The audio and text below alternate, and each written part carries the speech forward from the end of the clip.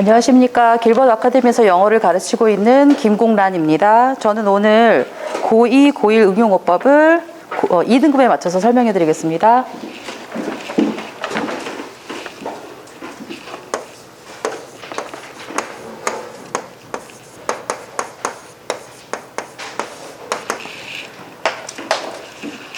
내용 파악해 보겠습니다. 첫 번째 질문이요. The 21st century is the age of information and knowledge. 그러니까 21세기는 information, 정보와 지식의 시대이다. 자, 그런데 이때는 언제냐면 지식에 의해서 characterized, 이렇게 특징이 지어지는 세기입니다.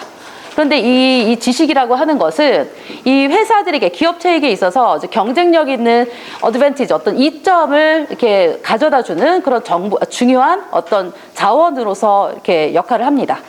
자, 그런데 이러한 지식과 정보를 얻기 위해서 이 조직들은 어떻게 해야 하냐면 일단 데이터를 얻어야겠죠. 그래서 그 정보를 얻어서 그 자료를 얻어서 그 자료로부터 information, 정보를 얻고, 그 다음에 이 정보로부터 이 정보를 뭐로 바꿔야 되냐면 지식으로 바꿔야 됩니다. 왜냐하면 이 지식이 결국에는 어떤 actions, 어떤 행동과 결정을 이렇게 유발하는데 이렇게 사용이 되어지기 때문이죠. 근데 대체로 이런 조직들이 정보는 풍부해요. 근데 문제는 뭐가 부족하냐면 데이터는 충분한데 정보와 지식이 부족하다는 게 문제입니다. 그러면 이제 그래서 이러한 사실이 이 조직체들에 의해서 직면이 되어지는 가장 큰 이제 문제 중에 하나로 되는데, 즉 어떤 문제가 되냐면 이 원래 얻어진 이 데이터를 어떻게 정보와 지식으로 바꾸는가, 이제 이게 문제가 됩니다.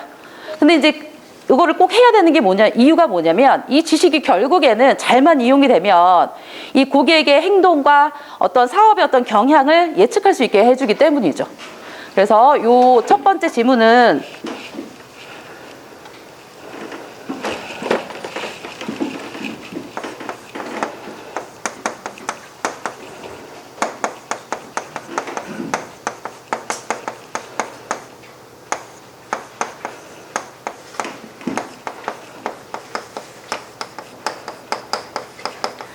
정보 지식의 세기인 21세기에 있어서 조직의 난제에 대해서 설명을 하고 있습니다. 그래서 포인트 한번 잡아보겠습니다. 첫 번째요.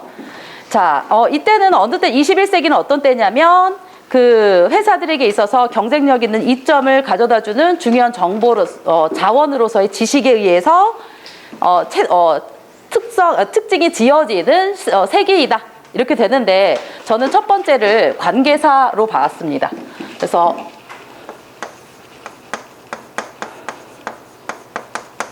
물론 명사를 꾸며주는 관계 형용사도 있지만 대체로 우리 중고등학교에서는 관계 부사와 관계 대명사 위주로 학습이 되어지고 있는데요.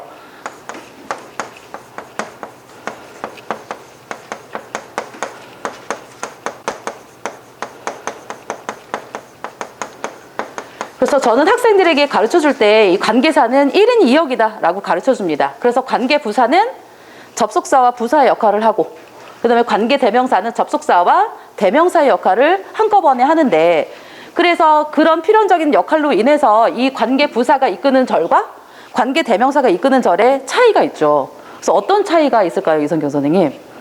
관계 부사 뒤에 완전한 문장 나오고 대명사 뒤에 불완전한 문장. 그렇죠. 감사합니다. 그래서 여기 when 뒤를 주목을 해봤습니다. 그래서 is characterized 하면 특징이 지어진다라는 동사가 왔어요. 그럼 동사가 없으면 지금 주어가 없는 형태죠. 그러므로 불완전한 형태입니다. 그래서 이 when is characterized를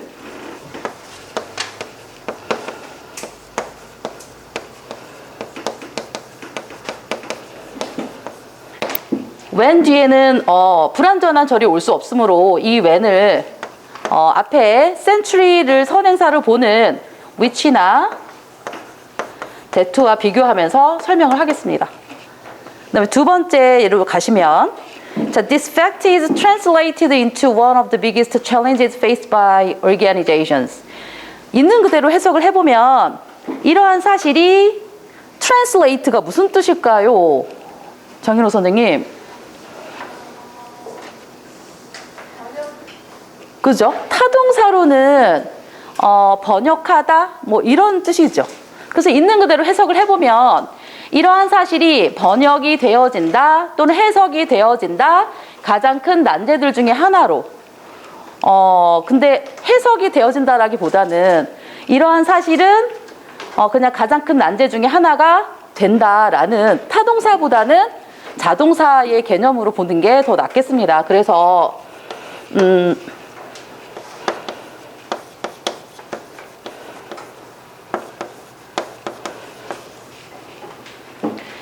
is translated into 뭐뭐로 번역이 되다 또는 해석이 되어지다라는 것보다는 자동사인 뭐뭐가 되다. 시제가 현재니까 translate into. 그래서 자동사와 타동사의 개념으로 자동사와 타동사일 때의 해석이 뜻이 달라지므로 그거 위주로 설명을 해 보이겠습니다. 그다음에 두 번째 예문 가보겠습니다. 고1 응용어법인데요. 우리가 초등학교 때인가 중학교 때인가 배웠던 이 터너에 관한 얘기입니다. 자, 1867년도에 그 오하이오의 신시내티에서 태어나서 이 찰스 헨리 터너라는 사람이 이 insect behavior, 동물 행동 분야에 있어서 초기에 아주 선구자였대요.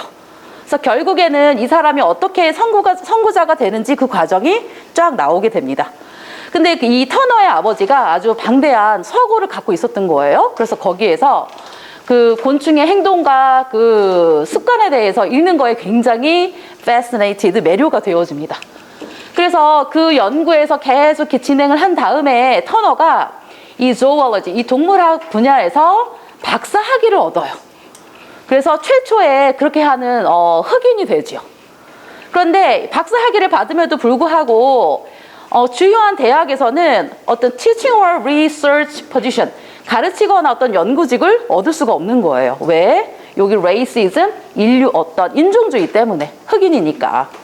그래서 이제 이 사람이 대학에서는 자리를 얻지 못하고 고등학교에 가서 생물학을 가르치면서 1922년까지 계속해서 연구를 이제 지속합니다. 그러다가 이제 이 사람이 굉장히 중요한 건데, Turner was the first person to discover that. 어떤 거를 처음으로 발견한 사람이 됐냐면, insects are capable of learning. 곤충도 학습이 가능하구나. 그래서 굉장히 그 작은 미물인 것처럼 보이지만, 이전의 그런 그 경험을 기반으로 해서, 행동을 바꿀 수가 있대요. 이런 걸 알게 된 최초의 이제 사람이 됩니다.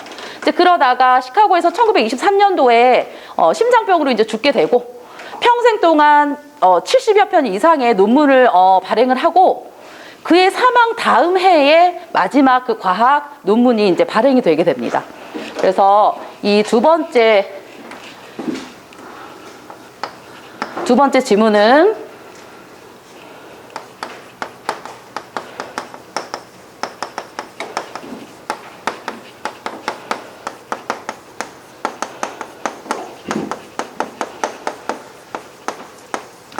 곤충 행동 분야의 선구자 터너에 관한 글입니다. 그래서 세 번째 포인트 한번 잡아보겠습니다. 그의 연구를 이렇게 계속하면서 그가 있는 그대로 해석해 볼게요. 동물학에 있어서 박사 학위를 얻어요. 그렇게 하는 최초의 흑인. 이상하죠. 그래서 이 컴마 D를 한번 이렇게 해보시면 이대로만 하면 동격인가? 근데 동격으로 해석하기도 좀 어색하고 그런다고 열거도 아니고 접속사도 없으니까 그래서 얘를 적당한 방법으로 바꿔주는 방법은 제가 생각한 건 한 두 가지인데요. 이 컴마 D를 그래서 연구를 계속해서 박사 학위를 받고 그리고 최초에 그렇게 한 흑인이 되었다 또는 되면서라는 분사 구문이거나 아니면 절로 바꿔줄 수 있는데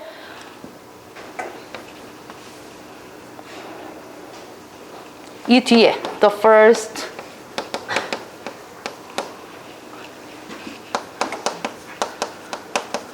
African American 최초의 흑인 하고 끝나버리면 굉장히 어색하거든요. 그래서 이 최초의 흑인이 되면서라는 분사 구문으로 이렇게 바꿔주는 게 좋지 않을까. 물론 and became the first African American 해도 상관은 없어요. 그리고 최초의 흑인이 되었다 해도 상관없는데 좀 더 그냥 간결하게 저는 분사 구문으로 만들어 보겠습니다.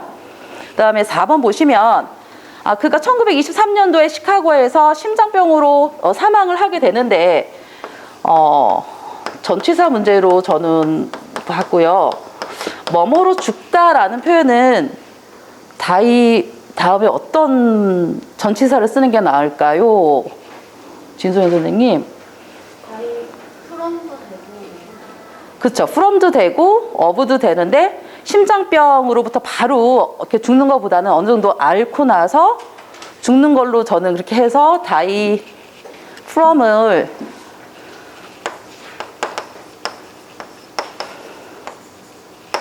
of로 고치는 게 더 적합하지 않을까 생각을 합니다. 첫 번째, 관계사 얘기입니다. 그래서 색이는 색인데 정보에 의해서 특징 지어지는 색이 해서 앞에 century라는 이 선행사를 꾸며주는데 century라는 선행사를 꾸며주는데 when is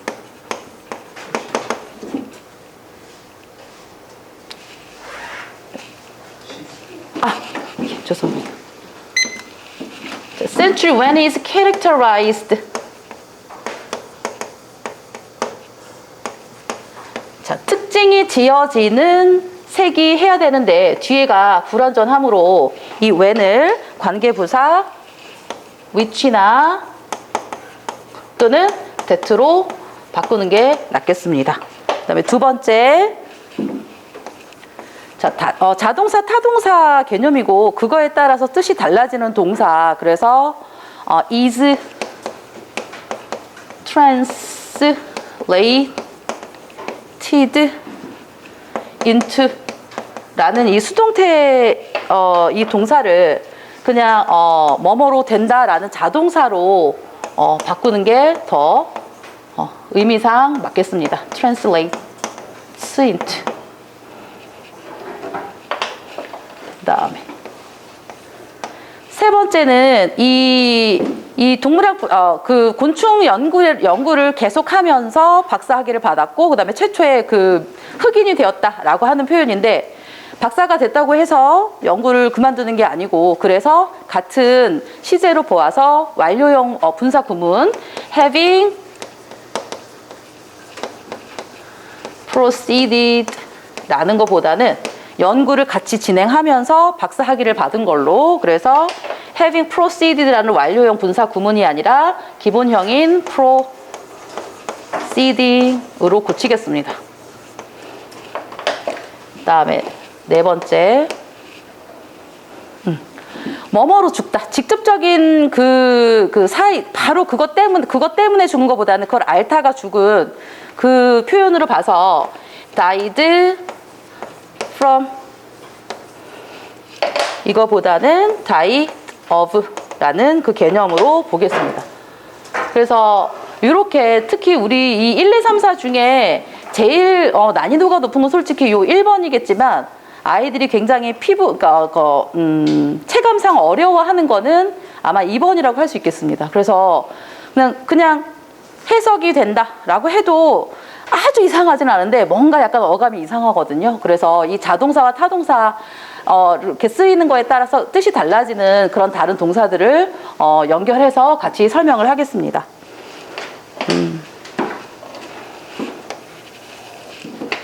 출제율과 난이도 살펴보겠습니다.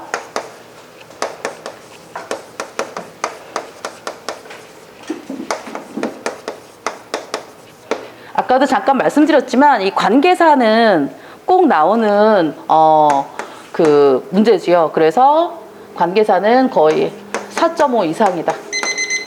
그리고 이 뒤에 when 뒤에 is characterized라는 동사가 바로 끼어들었어요. 그래서 이거를 보는 순간 우리 한 2등급 학생들은 저거 바로 알 수 있거든요. 그래서 그렇게 어렵지는 않다. 그냥 조금만 어렵다. 그 다음에 2번은 이 자동사, 타동사 개념은 고등학교로 갈수록, 중학교 때보다 고등학교 갈수록 점점 많이 나오고 있습니다. 그리고 아이들이 자동차, 타동차 구분해서 암기를 해야 돼요. 그래서 게을러가지고 딱 하나만 암기하고 넘어가거든요. 그래서 아이들이 굉장히 다칠 수 있는 그런 굉장히 높은, 그 난이도가 높은 문제라고 할 수 있습니다. 그 다음에 완료형. 이거는 분사 구문은, 시제와 관련된 이 분사 구문은 난이도 조금 높고요. 그리고 이 상황을 어떻게 해석하느냐, 이거에 따라서 나눠지는 거기 때문에 다른 그 분사 구문보다는 조금 어려운 문제라고 볼 수 있겠습니다. 그 다음에 네 번째, 전치사 문제. 그래서 뭐뭐로 죽다 하면 아이들이 그냥 이런 거 굉장히 잘 흐르거든요. 근데 뭐뭐로 직접적인 거로부터 죽는 게 아니고 신장병 앓다가 죽는 간접적인 어떤 그 영향에 의해서 죽는 거니까 다 여부가 맞고, 전치사는 전치사 문제는 그렇게 많이 나오진 않지만 그래도 충분히 나올 수 있는 그런 문제이고요. 난이도는 아이들이 아마 어브랑 프롬은 정확하게 구분하는 학생들이 그렇게 많지는 않다고 보고 3.5로 보겠습니다.